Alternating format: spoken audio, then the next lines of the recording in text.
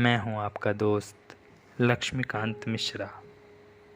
कहते हैं कि जीवन में जब परिवर्तन आता है तो विचार में भी परिवर्तन आ ही जाता है।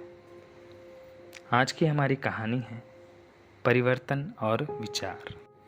एक निर्धन मजदूर दिन भर अपना लहू पसीना एक कर सांझ के समय 2 आने पैसे अपनी चादर में बांधकर घर लौट रहा था। वह नंगे सिर और नंगे पांव था, फिर भी प्रसन्न था। उसके दिल में आशा भरी थी। सामने से बारात आ रही थी।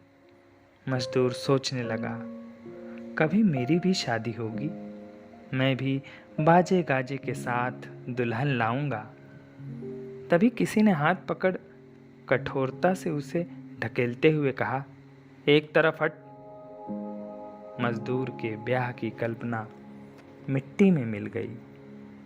वह खींचकर बोला, क्यों क्यों हट जाऊं? सड़क क्या तुम्हारे बाप की है? बारात वालों ने उसे खूब पीटा, उसकी चादर फाड़ दी और उसे उठाकर झाड़ियों में फेंक दिया। रात का सन्नाटा था। बारात जा चुकी थी। मजदूर अकेला था और उसके चारों ओर निराशा का अंधेरा था। उसने आकाश की ओर आंखें उठाई और बोला, हे प्रभु, हमारे पास न धन न दौलत, न महल न अटारियां, न नौकर न चाकर, फिर तूने हमें क्यों पैदा किया? और कई वर्ष बीत गए। मजदूर ने जी जान से काम किया और अब वह नगर का एक नामी रईस था।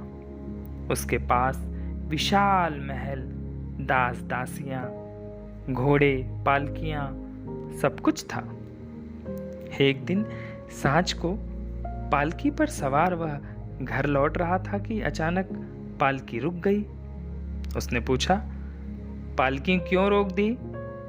सेवक ने कहा, स्वामी, मजदूरों की बारात आ रही है, उन्हें कहो एक और हट जाएं। रईस बोला, वे कहते हैं सड़क सिर्फ तुम्हारे लिए नहीं है। सेवक ने बताया, डंडे मारकर भगा दो, हमारा रास्ता रोकते हैं। क्रोधित स्वर में वह चिल्लाया। डंडे बरसने लगे। मजदूर चीखते चिल्लाते इधर उधर भागने लगे। उनकी चीखों से पालकी सवार का दिमाग खराब हो गया। उसने कहा, मुझे पालकी से उतार दो, मैं आराम करूंगा। एक और नरम गलीचा बिछा दिया गया। वह आराम से बैठ गया। उसे लगा कि वह पहले भी कभी यहाँ बैठा हो, शायद पिछले जन्म में। उसने अपनी आंखें आकाश की ओर उठाई और बोला, हे प्रभु, इन अभागे मजदूरों के पास कुछ भी नहीं, तूने इन्हें क्यों पैदा किया?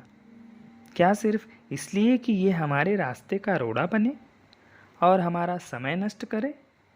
आखिर दुनिया में इनकी क्या ज़रूरत है?